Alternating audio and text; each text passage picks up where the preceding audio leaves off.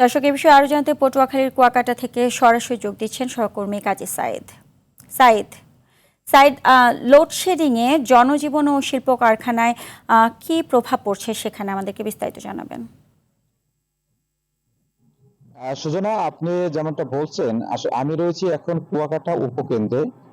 এখানে আসলে এই অঞ্চলে, এই কেন্দ্রের আওতাভুক্ত অঞ্চলে আসলে অফ আওয়ার অর্থাৎ সেখানে 10 মেগাওয়াট বিদ্যুতের চাহিদা রয়েছে, কিন্তু এখন সরবরাহ বরাদ্দ রয়েছে 3.5 মেগাওয়াট।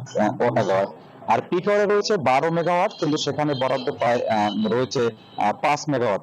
যার কারণে কিন্তু আসলে এই লোডশেডিং দিতে বাধ্য হয়েছে। এবং আজকের কথা যদি বলি, আজকে সকাল 7টা 45 মিনিটের সময় কিন্তু বিদ্যুৎ চলে গেছে। এরপরে কিন্তু 12টা 35 মিনিটের সময় বিদ্যুৎ এসে 5 মিনিট ছিল। এরপরে এই উপকেন্দ্রের কিছু সমস্যা থাকার কারণে কিন্তু প্রায় 1 ঘন্টার মতো আবার পিছিয়ে গেছে। তারপরে কিন্তু এখন রয়েছে। আর এর কারণে কিন্তু আসলে সবচেয়ে বেশি ক্ষতিগ্রস্ত হচ্ছে বিশেষ করে বড় কলগুলো, তাদের উৎপাদন, স্বাভাবিক যে উৎপাদন ছিল সেটি ব্যাহত হচ্ছে। যার কারণে কিন্তু মাছ ধরার ট্রলারগুলো সমুদ্রে যেতে পারছে না। আর বিশেষ করে সবচেয়ে বেশি ক্ষতিগ্রস্ত হচ্ছে পর্যটন সংশ্লিষ্ট ব্যবসায়ীরা, তারা রয়েছে এক ধরনের ভোগান্তিতে।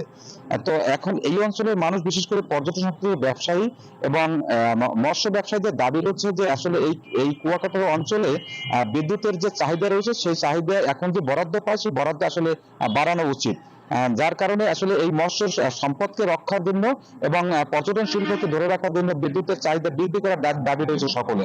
আর আরেকটি কথা বলে রাখি, সেটি হচ্ছে যে এই ঘন ঘন লোডশেডিং কারণে কিন্তু আসলে বাসাবাড়ির যে ইলেকট্রিক যে যন্ত্রপাতি আছে, তা কিন্তু আসলে মারাত্মকভাবে ক্ষতিগ্রস্ত হচ্ছে।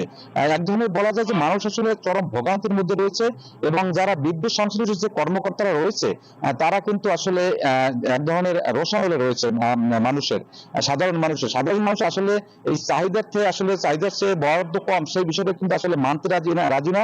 তারা কিন্তু আসলে। ধন্যবাদ আপনাকে।